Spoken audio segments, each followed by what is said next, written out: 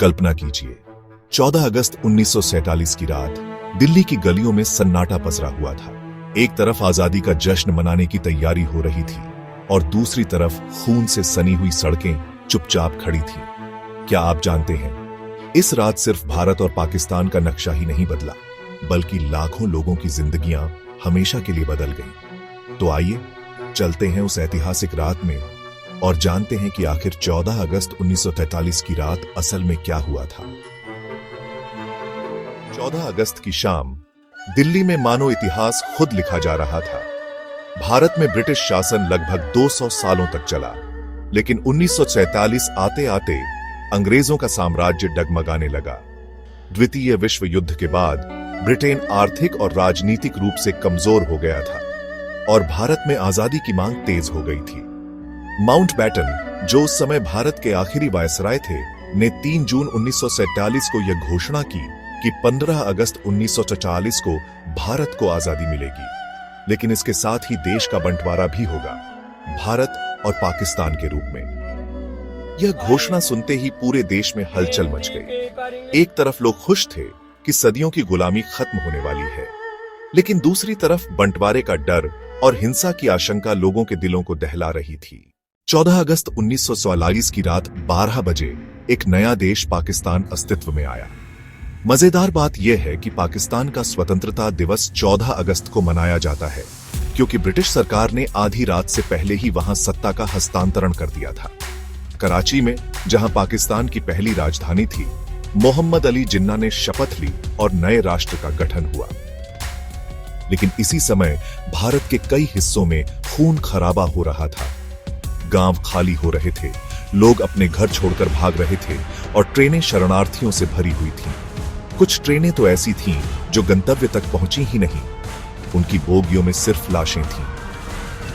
दिल्ली में, भारत की राजधानी, 14 अगस्त की रात आजादी का भव्य कार्यक्रम तैयार हो रहा था।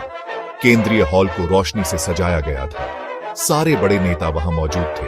पंडित जवाहरलाल नेहरू, सरदार पटेल, डॉ. राजेंद्र प्रसाद और अन्य स्वतंत्रता संग्राम सेनानी। जैसे ही घड़ी की सुइयां 11:50 पर पहुंची, पूरा हॉल खड़ा हो गया। चारों तरफ उत्साह का माहौल था, लेकिन साथ ही आंखों में आंसू भी थे। गुलामी की पीड़ा और आजादी की खुशी दोनों मिलकर एक अनोखा दृश्य बना रहे थे। 11:58 PM पर नेहरू जी ने वह ऐतिहासिक भाषण दिया, जो आज भी लोगों के दिलों में गूंजता है, ट्राइस्ट विद डेस्टिनी, यानी भाग्य के साथ वादा। आधी रात का वह क्षण जब दुनिया सो रही होगी, भारत जागेगा और अपनी आजादी का स्वागत करेगा। 14 और 15 अगस्त की मध्य रात्रि, घड़ी ने जैसे ही 12 बजाए, भारत आधिकारिक रूप से आजाद हो गया। राष्ट्रीय ध्वज फहराया गया, लोगों ने वंदे मातरम और जन गण मन गाया। उस क्षण को शब्दों में बयां करना नामुमकिन है। लेकिन याद रखिए, जब दिल्ली में जश्न मनाया जा रहा था, उसी समय पंजाब, बंगाल और सिंध के गांवों में अग्नि और आंसू थे। बंटवारे की रेखा, रेड क्लिफ लाइन, ने न सिर्फ जमीनों को बल्कि रिश्तों को भी बांट दिया था।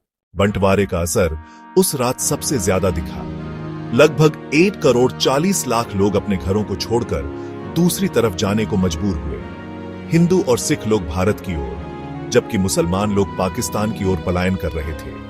लेकिन यह पलायन आसान नहीं था। ट्रेनें, बैलगाड़ियां, यहां तक कि पैदल चलकर लोग जा रहे थे।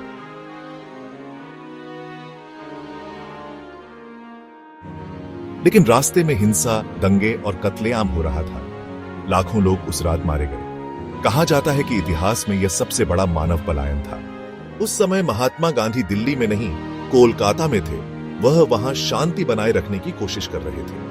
जब उनसे पूछा गया कि आप दिल्ली में आजादी का जश्न क्यों नहीं मनाने आए? मेरे लिए आजादी का असली जश्न तब होगा जब हिंसा बंद होगी और लोग सुरक्षित होंगे। आप सोच रहे होंगे कि उस रात भारत के बड़े नेताओं ने क्या महसूस किया होगा। पंडित नेहरू और सरदार पटेल के लिए यह रात एक सपने के सच होने जैसी थी, लेकिन साथ ही एक भारी जिम्मेदारी का बोझ भी था। क्योंकि देश आजाद हुआ था, लेकिन टूटा हुआ था। हजारों शरणार्थियों की देखभाल करनी थी, कानून व्यवस्था बहाल करनी थी और एक नई सरकार का गठन करना था। उस रात कई नेताओं ने नींद नहीं ली। कुछ ने तो अपने दफ्तर में ही पूरी रात काम किया। 15 अगस्त की सुबह जब सूरज उगा तो यह सिर्फ एक नया दिन नहीं था, बल्कि नए भारत का पहला सवेरा था। लाल किले पर तिरंगा लहराया गया, लोग सड़कों पर निकल आए, नाच गाना हुआ, मिठाई बांटी गई।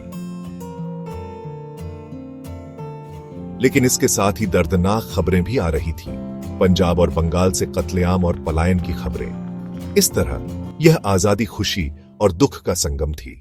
दोस्तों, 14 अगस्त 1945 की रात सिर्फ इतिहास की एक तारीख नहीं, बल्कि लाखों लोगों की कहानियों का संगम है। सोचिए, अगर आप उस समय मौजूद होते तो क्या करते?